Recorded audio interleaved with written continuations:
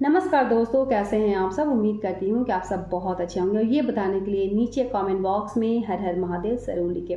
आज के वीडियो में हम बात करते हैं श्रावण मास के शुक्ल पक्ष के तृतीया तिथि यानी हरियाली तीज के बारे में। हरियाली तीज जो कि 7 तारीख को यानी कल के दिन 7 अगस्त को जो है हरियाली तीज है। आज जो है वो नहाए खाए है और आज आप लोग 3:30 से पहले ही आप सरगी वगैरह खा लीजिएगा और कल जो है हरियाली तीज है।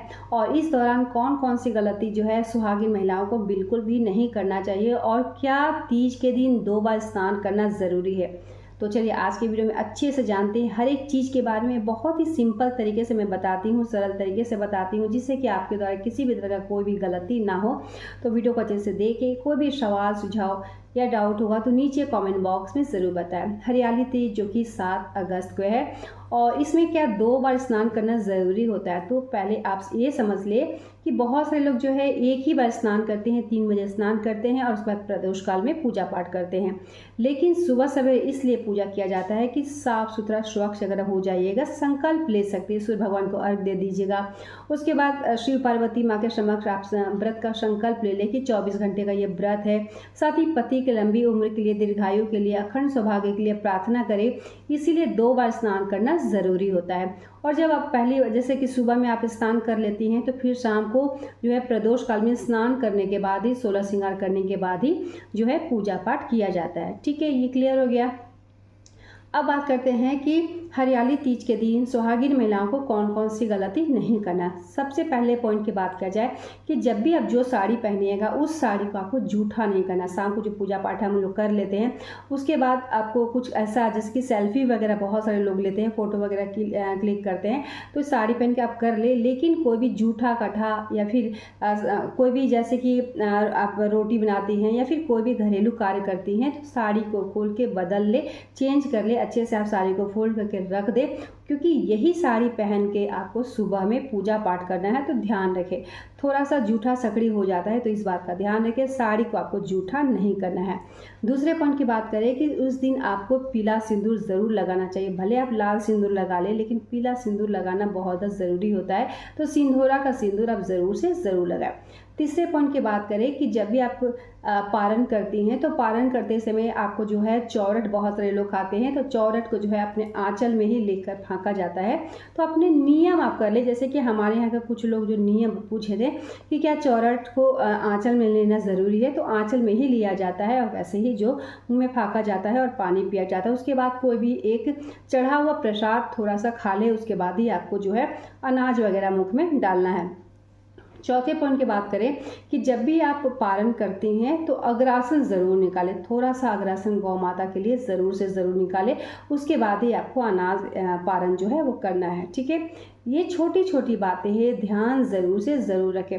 पांचवा और बहुत ज़रूरी है कि जब भी आप स्नान करने के लिए जाती हैं शाम के समय तैयार होने के लिए, तो जब स्नान करती है तो तुरंत बाद आप नीव वस्त्र अपने शरीर में बिल्कुल भी न धारण करें।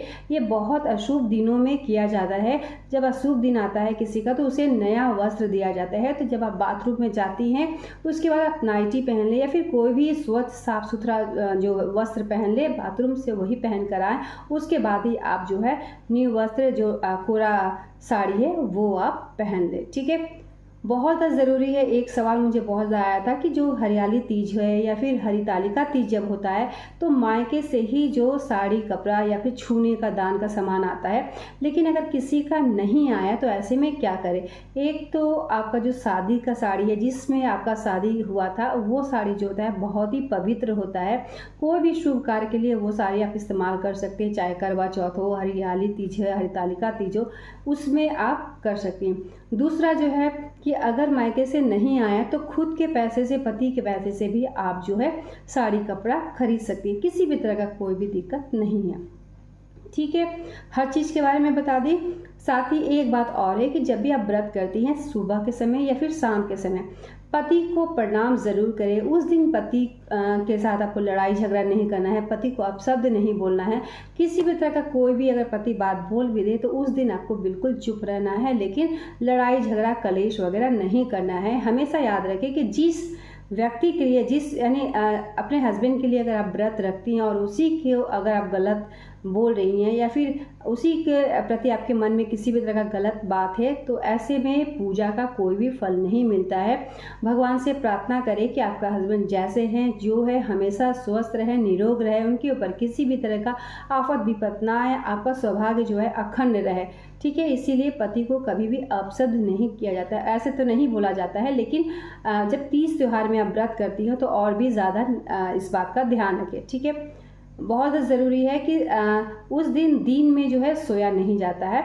लेकिन अगर किसी भी तरह का आपको दिक्कत है, शारीरिक प्रॉब्लम है, बीमार हैं, तो आप सो सकती हैं, लेट सकती हैं। कोशिश करें कि कोई भी तीज का व्रत का कोई भी भजन हो, गीत हो, उस दिन आप थोड़ा बहुत ज़रूर सुनें, क्योंकि सुनने से भी कहीं ना कहीं हमें लाभ पहुंचता है।